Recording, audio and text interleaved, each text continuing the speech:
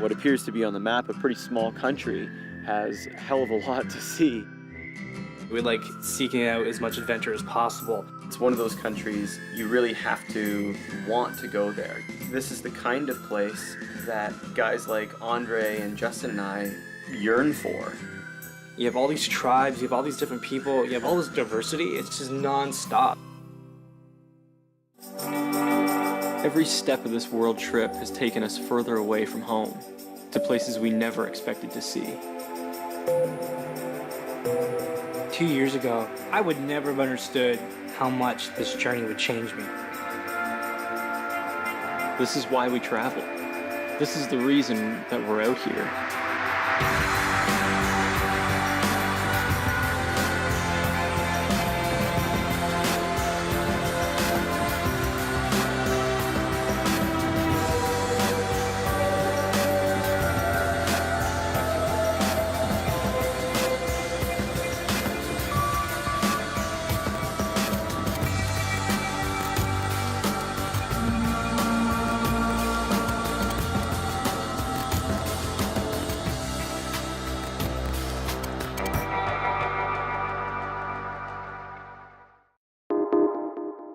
We've come from the islands back to the mainland, and the idea is to get ourselves up into the highlands.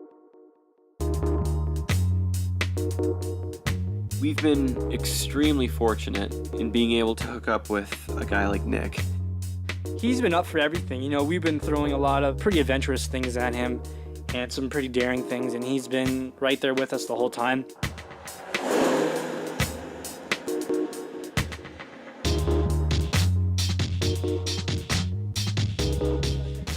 There is one tribe that stands out the most of any tribe in the Highlands, and that is the Mudmen. And exactly what it sounds like. Guys decked out in mud from head to toe. We're right in their element. This is their village. This is where it all happens. In a way, I guess what we're going to see is a bit of a reenactment, but it's not something that's really totally dead and gone either. A lot of tribes up here still war quite often, and they'll still gear up the same way today, head to toe covered in mud to go to battle. We've been told that they actually want us to be involved in it. So the first time around, we're gonna watch it, observe it, and they're gonna teach us how to do it. You guys keep saying that we're gonna be involved in this, so this is gonna be really, really interesting.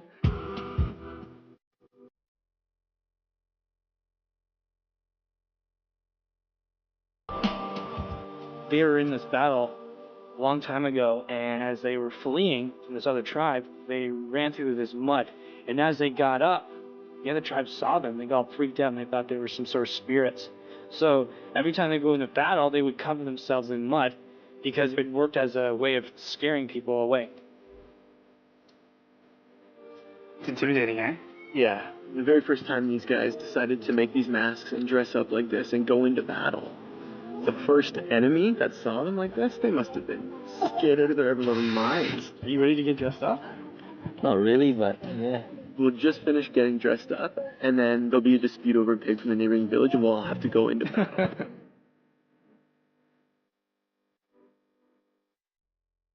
I don't want to use his. Am I using his? I don't want to use his. We're getting geared up here. Is there a fresh one? You got boxer shorts? No. I got this. It's it.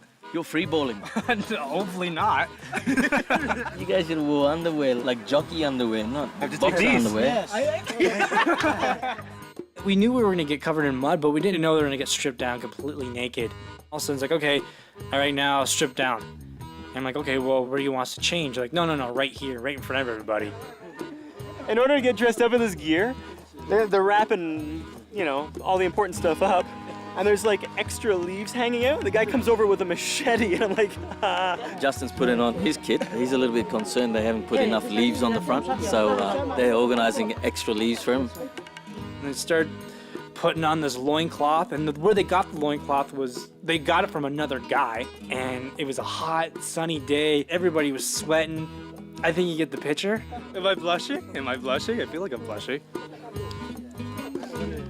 I can see why they would wear the mask. For me, it's just to hide my shame.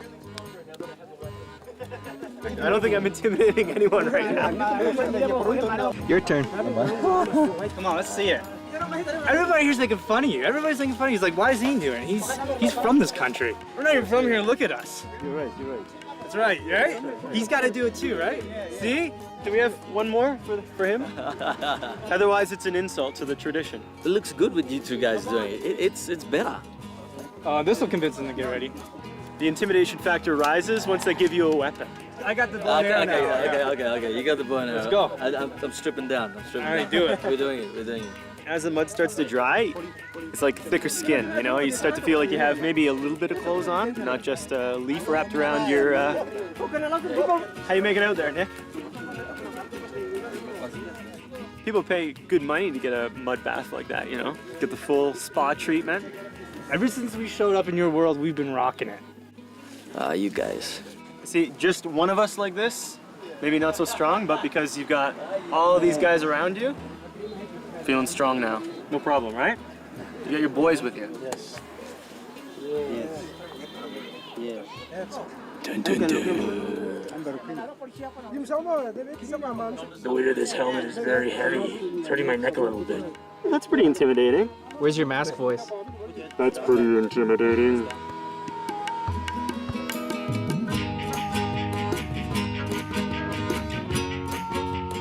Nick, where are ya? Yeah, I don't know how they did battle in this. You can't even see much. I need a package adjustment ASAP. That's not my job. I got your back, but I don't got your package. See them is one thing, but to be one of them is a completely different story. Helps break down some of those boundaries of how uptight we've become. You fall right into character.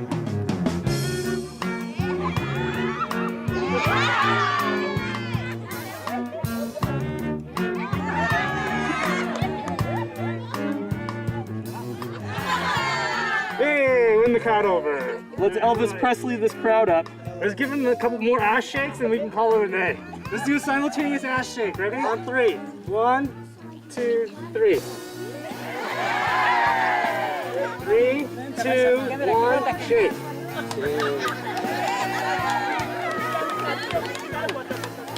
Elvis was onto something. I can't imagine going into battle like that. There's way too much ass shaking in this battle for me to be involved. A little ass shake goes a long way in this place. You shake Oh, your you ass got and it. nobody dies. Everybody's like, aww. Well, that's our short stint as a mud man. Not so bad. Kind of forget about downstairs. Now that we've reached Goroka, we've seen a bit of the highlands, we're using Goroka as a staging point to move onward and out to the Sepik. What's the difference between this one and this one? Listen to the noise, listen to the noise. All right, Yeah. cool, done, next. This is why I don't like shopping with you, because you're just in and out. I like looking and browsing, and you're just like, why are you so intimidated? You're the one with 2 machetes, you only have 1. We're gonna need some gifts to bring it to the Sepik with us. So we're told from Nick that good gifts are axes and machetes.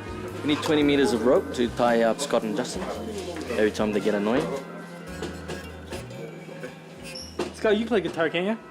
Not bass. Okay, I'll go get another guitar then. Matches? Matches, lighter. Wait, say it again, but in harmony. Matches, lighter. Cups. Cutlery. 12 string, that's pretty nice. I know, I figured we'd get it for camp songs. And we're getting supplies. Everybody's laughing at me. I'm an idiot. We have a pretty arduous trek ahead of us. We're heading to the Sepik and Sepik.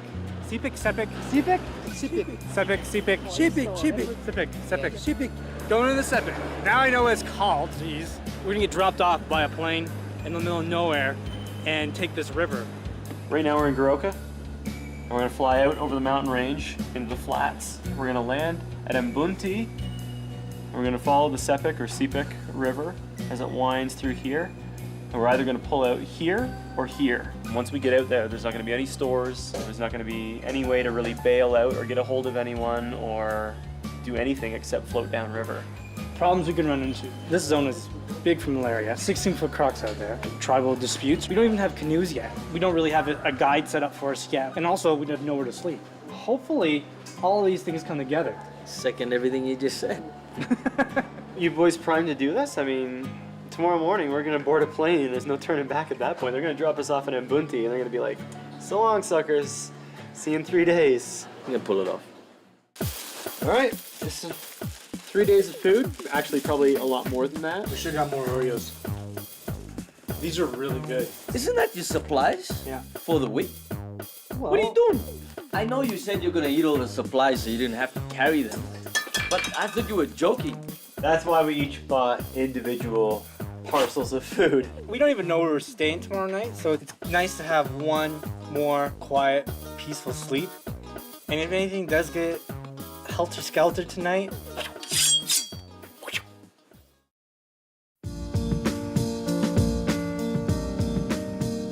This is gonna be probably the greatest camping adventure we've done to date. we have all the gear we need, but there's so many unknowns. This plane is gonna drop us off at Mbunti, and hopefully we can find a dugout canoe at that point. The only thing we know for sure is that this thing is dropping us off, and it's gonna pick us up on Friday.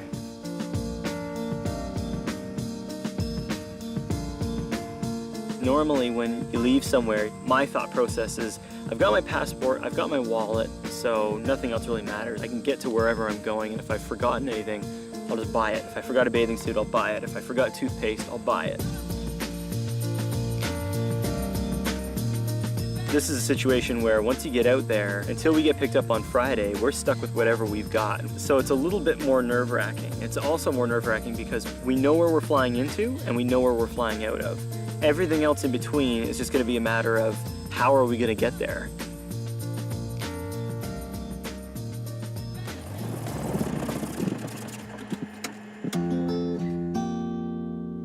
This is Mbunti. We're kind of in the middle of nowhere. All right, we'll see ya. Take care, guys. Do you think we bit off a little bit more than we could chew? I don't know. First, we gotta get a boat or we're going nowhere fast. Okay, do I a boat? Well, that's another thing. Sounds like to get to Timbuktu, where the plane's picking us up, could take nearly double the time that we had allotted to get there, which is quite a big problem. It's probably best if we kind of nose around the town a little bit here and try to ask a few people's opinions about it.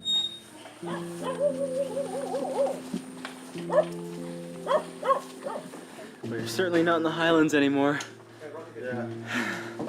Temperature is right back up. I forgot what it's like to be down in the lowlands. Oh, it's better than hell. Timbuktu is down here. Okay. And this is Mbunti. Okay. Like 65 kilometers straight. Yeah. 65 straight. Probably triple that. Double. Triple it. Okay, so it has to be motorized. Because there's going to be no way we can paddle down in time to catch that plane. Like, not even close. We'll be still paddling while your flight flies over at 35,000 feet. How much is it going to cost? Motor is 200 ticket a per day. That's the normal higher rate. Dry hire.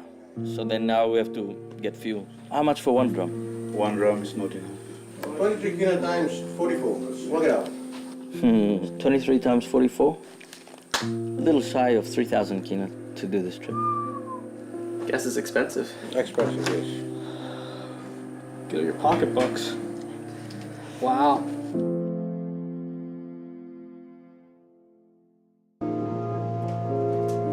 I can hear our plane spooling up, getting ready to leave us behind.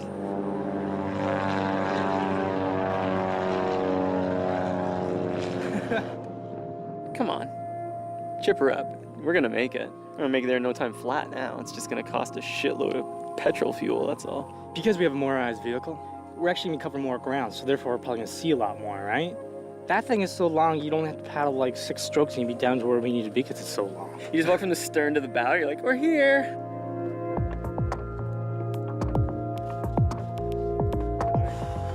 Very hot day for a canoe expedition.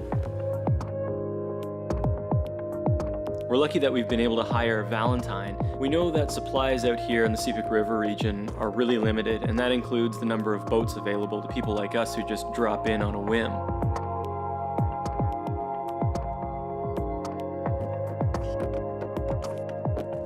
I think if we came here, just the 3 of us, half of these adventures would never have happened. Everything we've pretty much done is because of Nick. his loyalty and his affinity to Papua New Guinea is truly amazing, despite the fact that 6 months ago, his father, although being extremely well respected, was one of the victims of a fake roadblock that pulled him over, and they then proceeded to stone him to death. Nick's been extremely strong in coming over that and being able to still travel his country and love every second of it.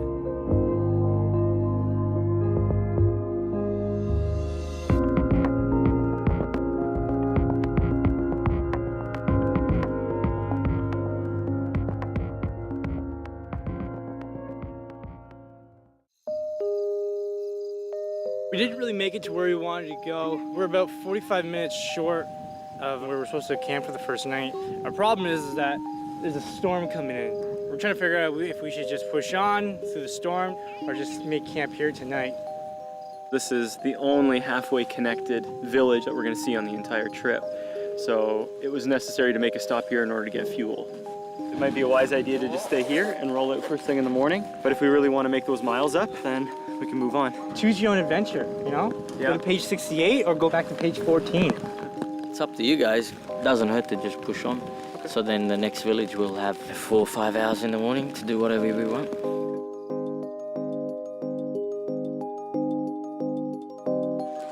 I think we've mutually decided that it's best to move on. It's already opened up behind us. There's blue sky, so we're already tearing off the rain gear. We could be in good shape.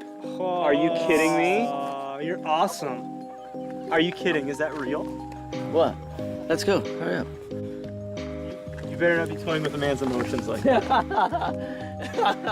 It's empty. It's empty. Oh, you... What an ass. You don't do that. Dirty. Okay, so it's agreed. We must get him back. While you're laughing, we're plotting. Keep laughing and we'll keep plotting. So the longer I laugh, the longer you're gonna plot. Oh yeah. Okay. Worse it gets for yourself. Laugh it up now.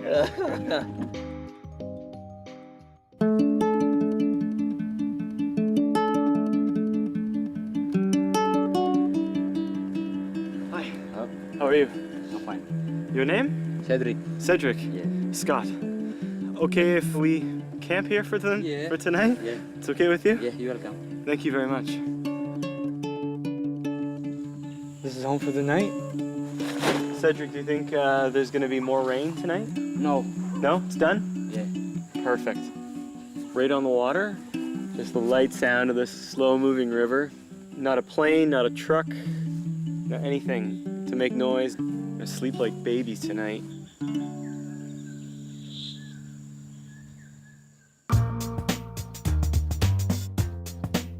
We're walking from the camp we made last night to the nearest village, and apparently there's a bit of a trading depot going on today. Mainly the trading will be from the bushland people with the river people. Let's go do some trading, some bartering.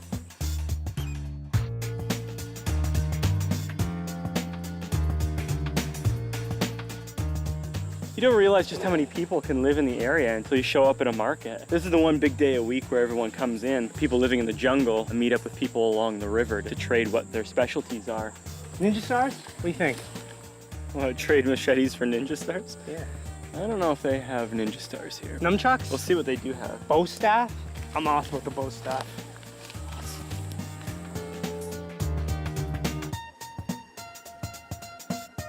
This is a market kind of at its purest. And just watching everyone come down and start trading things. We really haven't seen any currency change hands at all. Maybe the men are out fishing, maybe the men are out collecting all the supplies to trade, but for the most part, everywhere you look is just women and children. Very little, I think, has changed here in a long, long time. The only thing that we've seen happen with real hard currency is Nick, who spent, 50 toya to get some coconut? Yeah. I'm the only one with coins here.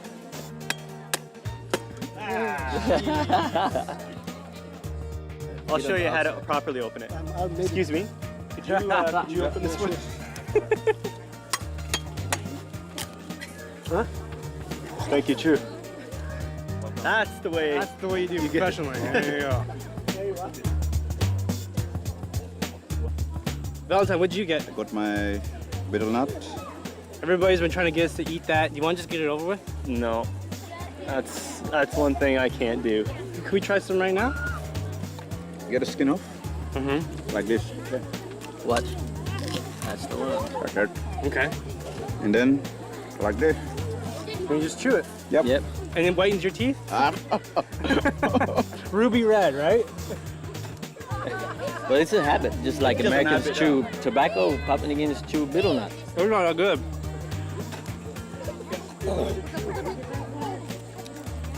So why do you chew this stuff? Why do you chew it? We don't have toothbrushes and Colgate or this to brush our teeth for chew. So it actually brushes your teeth, helps you brush your teeth. I got a toothbrush if you want, I can give it to you. Let me see your teeth, let me see you smile. See? I'll cut it out. Cut it out. Keep going, it's not even red enough. You're not there yet. I'm there, I'm there. Anybody else? Am I the only one?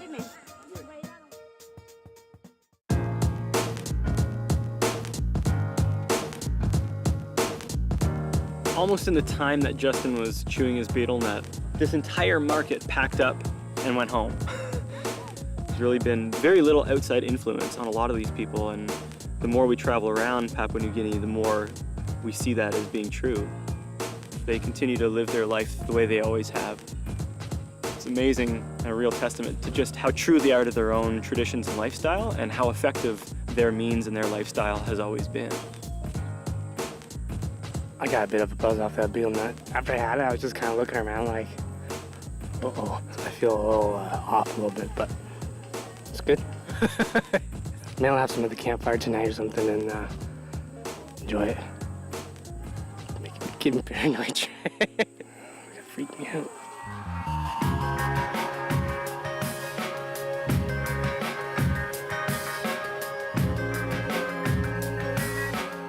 This is what they call a house tambourine. Traditionally, a village would build a house like this strictly for the men and for the boys to be in, and the transition of boyhood to manhood. This one's at least 20, 25 years old, if not more, so it's due to be rebuilt at some point because it's starting to go.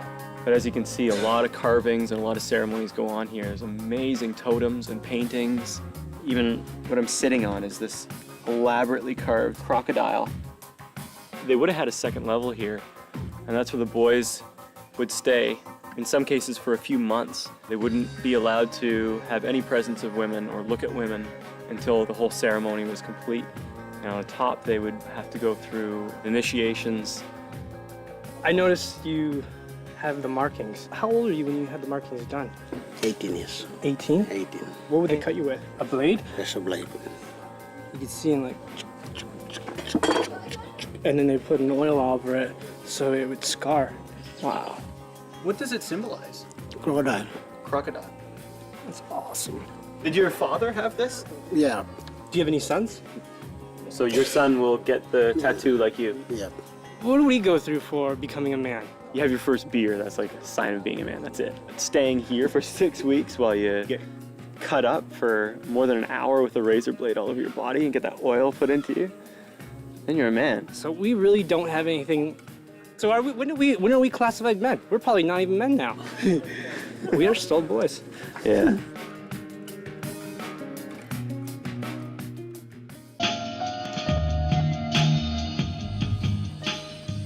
This guy's got some items he wants to trade.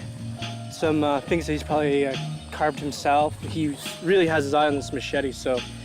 And we got 2 of them, so, you know, might be able to find a little souvenir for ourselves. We got 3 of them. We got 3. Well, we need one for practical use. So. Exactly.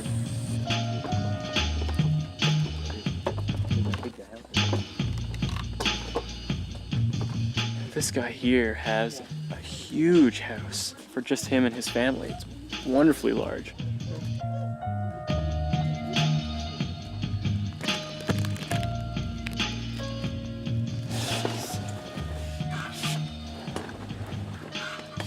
Did you kill this No, croc? my brother-in-law. Your brother-in-law killed this croc. Oh, man. That's gotta be 40 plus pounds or so. I can see why they respect the hell out of these animals on this river. This is all bone, all the way down. Like our noses are just some cartilage. And from his eyes all the way forward is just solid bone. One thing that did catch my eye, weapon for a weapon. Which one? Slingshot. Is this yours or is it your son's? The sons. Oh, it's your son's. Oh, Okay, never mind. If it's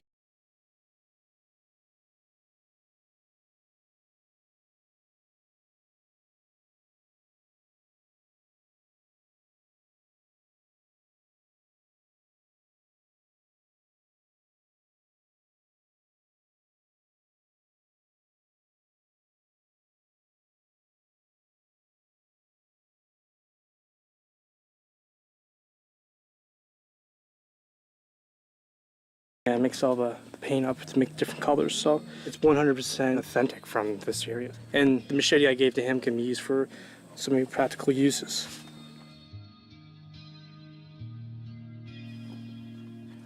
Well, we're finished here, and we're gonna start making our way downriver.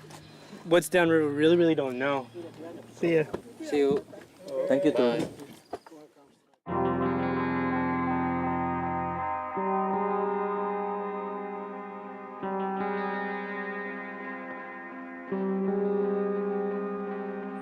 We just came ashore at the edge of a village called Palambe, and a lot of the villages are actually set back from the Sepik River quite a bit, so that's where we're heading right now, is actually into the village proper of Palambe. We could be a pretty big distance between this village and the next one, so we may just have to stay here tonight.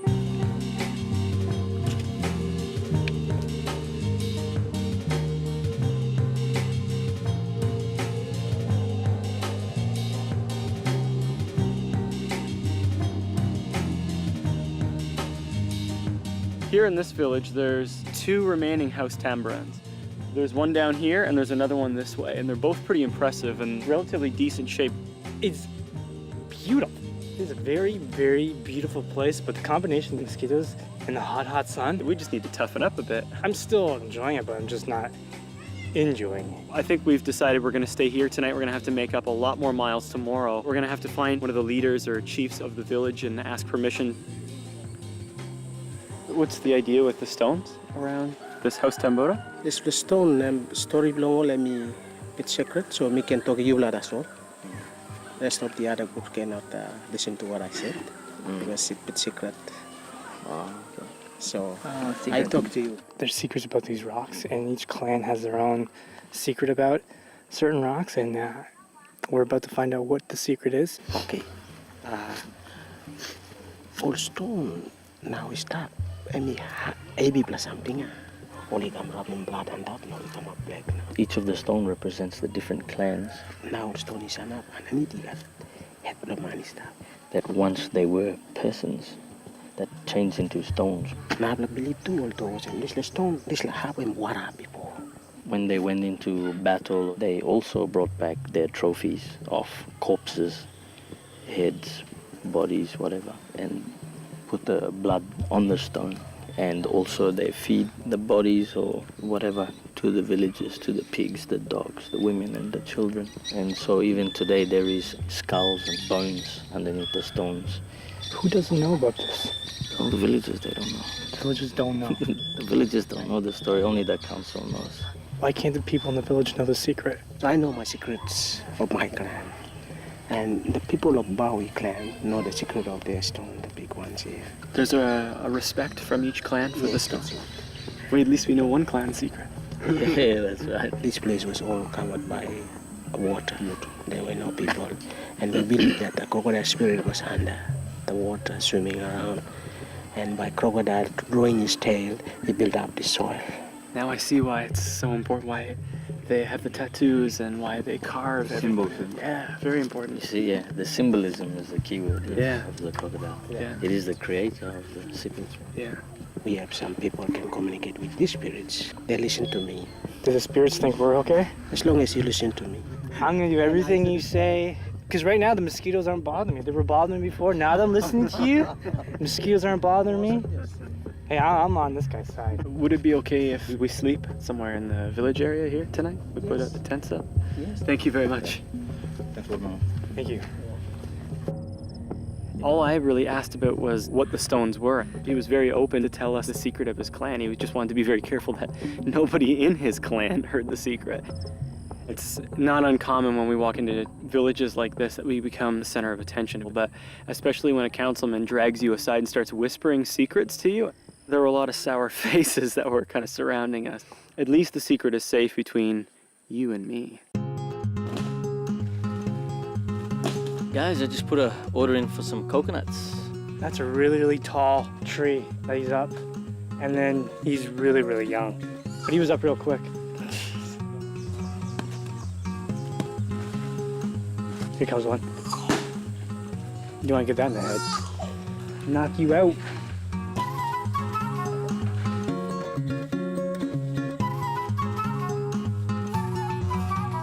To him, that's not a big deal. For us, that's pretty cool. He's just like, whatever.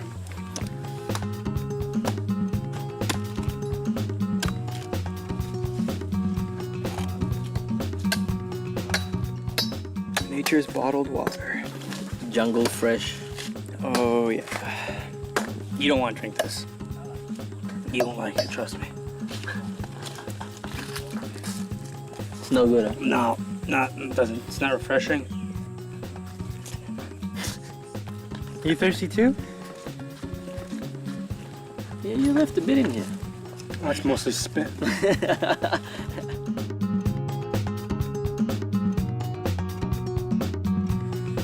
Heat just won't seem to go away, will it? Or at least the humidity won't. Good thing it's full of hot air.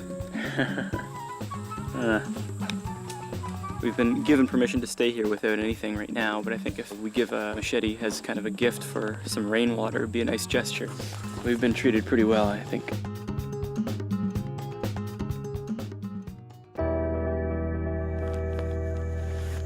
These bugs are relentless. Horrible. It's just miserable out here. It just won't stop. In the morning, it's kind of like, you know, when your alarm goes off to go to work, and you're like, I don't want to get out from under these blankets. It's kind of the same thing when you wake up here. The sun comes up and it's beautiful and everything around you is so peaceful, but you can just see them all hovering around the outside of your tent. You know, I thought we got blessed by the spirits to stay here, but maybe they blessed the mosquitoes a little more. We need to make up a lot of miles today to try to ensure that we're going to still make that flight. And I just think about it now, you know, if we had paddled, there would have been absolutely no way we would have come close to making it. So I know we made the right decision, and we've still been able to stop and give ourselves more time to really experience the Sepik River this way.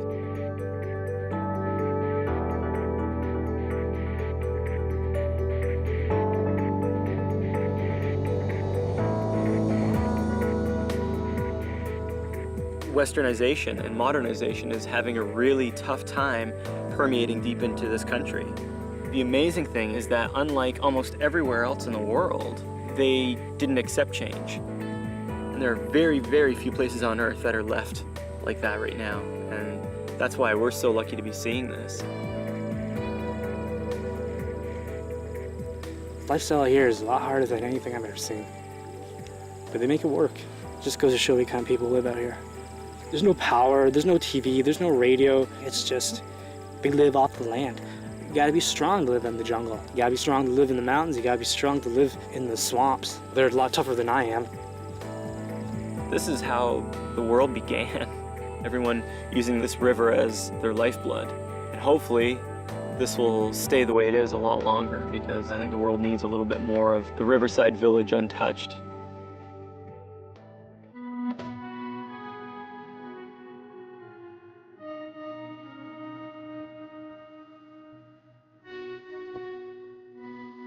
This is the sago palm, very, very important plant. These trees are naturally occurring out here in the Sepik.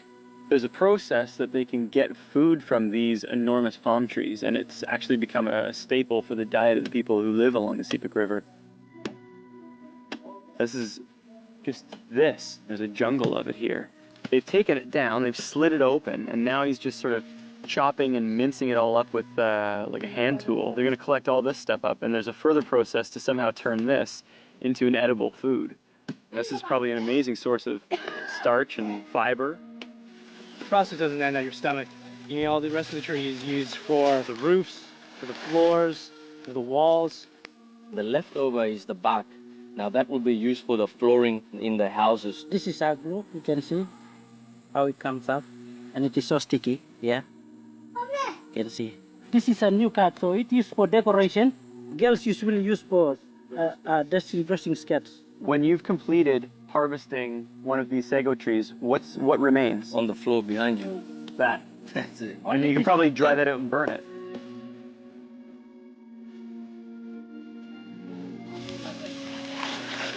All of the inside pulp of the sago tree gets brought, piled up, portioned out, and then placed in this chute. And they keep pouring water over it. They kind of knead the pulp with the water, and that's pulling out a sediment and a starch that gets filtered through, and then right down into this trough here. This is the sago. It is prepared now for eating. When they take it home, they're gonna fry it. They're gonna make all sorts of food with sago. And this water, now the government of Papua New Guinea want to use this for a fuel now.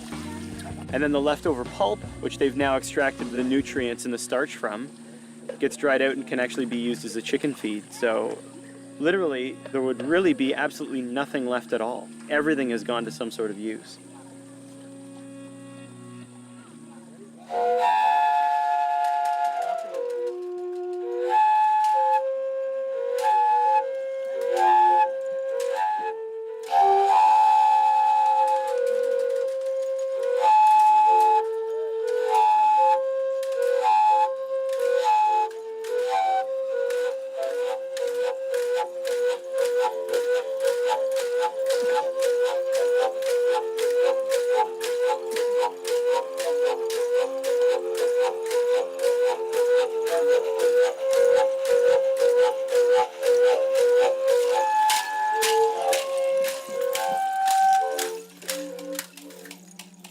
These two flutes, they used to play them during the skin cutting ceremony, and when they want to build a new spirit house, and after the head hunting days, like that.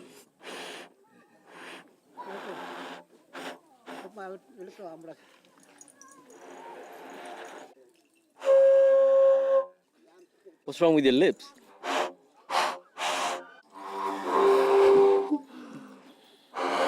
Stop slobbering on me. Hang your bottom lip over the hole.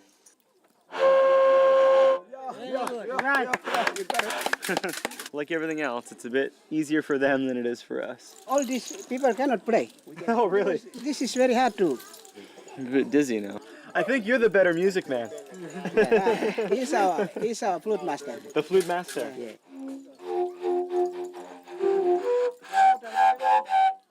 Every single place that we go in this country, completely different. They speak their own language, they have their own dance, because they have completely different environments to deal with. Because of that, they've evolved in different ways. They've learned how to live in different ways. They learned how to celebrate in different ways. And yet somehow all these hundreds and hundreds and hundreds of different clans and tribes all over this country still stay together as one big country.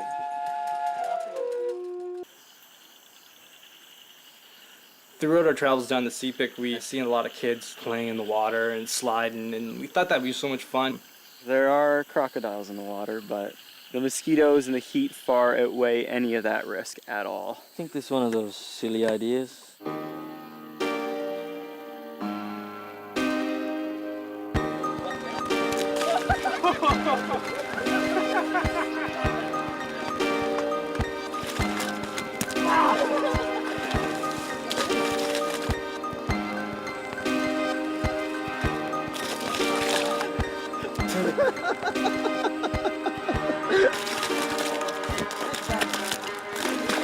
Come on, Nick, your turn. Yeah, this is for the beer. The more he waits, the longer it gets packed.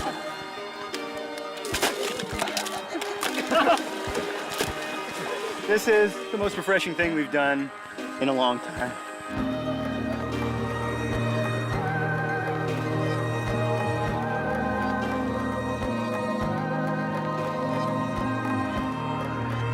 We're in the last closing door of a world where you can travel around and feel like you're an explorer. That's the kind of experiences that you can't buy and that you can't find very easily on this earth anymore.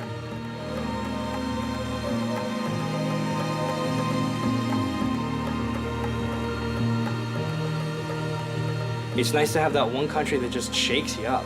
The opportunities for you to push yourselves are definitely there. PNG doesn't give you a chance to relax.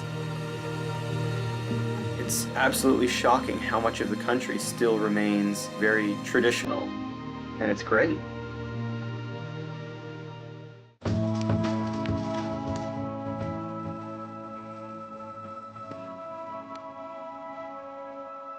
This is the initiation that you are the cultural man of the Sepik. This is about the easiest and the most painless way of doing it. I will do my best in my time remaining in the Sepik to uphold everything that this tattoo represents. Run now. Run now. Run now. Run now. Tickles. 3 powerful men now. We can fight even a crocodile too. Get in the river. When we go in, we have to have a war cry. You just scream as loud as you can. Let me see your war face. Let's hear it. Let's hear it. Let me see yours. That's mine. That's horrible. This is war. Justin, show them how it's done.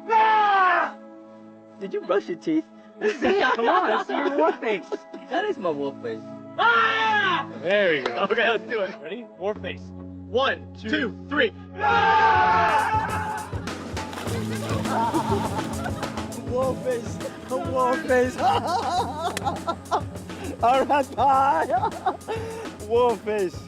That's great, guys. They are the men now because they can fight until they die. No tourists coming around in Papua New Guinea ever. It's very interesting for us to see the people of Canada doing this in Papua New Guinea.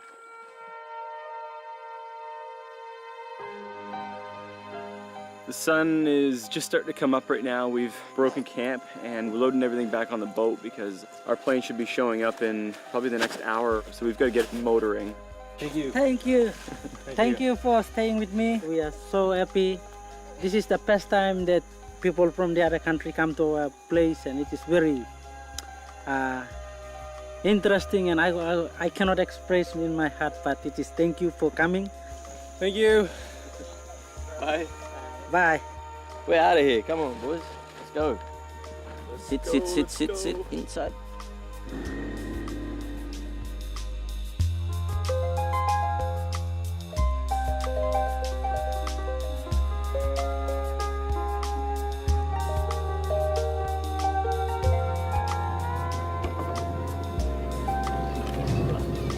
How could we have done that any better? There he comes. He's banking around.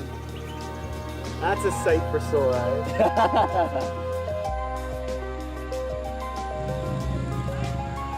That's it. That's the last sign we needed to officially end the Sepik adventure. How many times have we missed flights? Yeah. So this was one flight that we did not want to miss. This is one flight we couldn't miss, period. Valentine, we got to say goodbye to Valentine. Thank you so much. Thanks so much. No problem.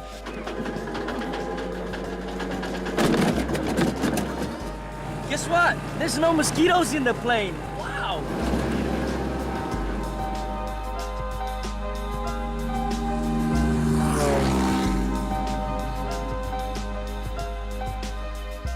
We just came straight at this country and it came right back at us.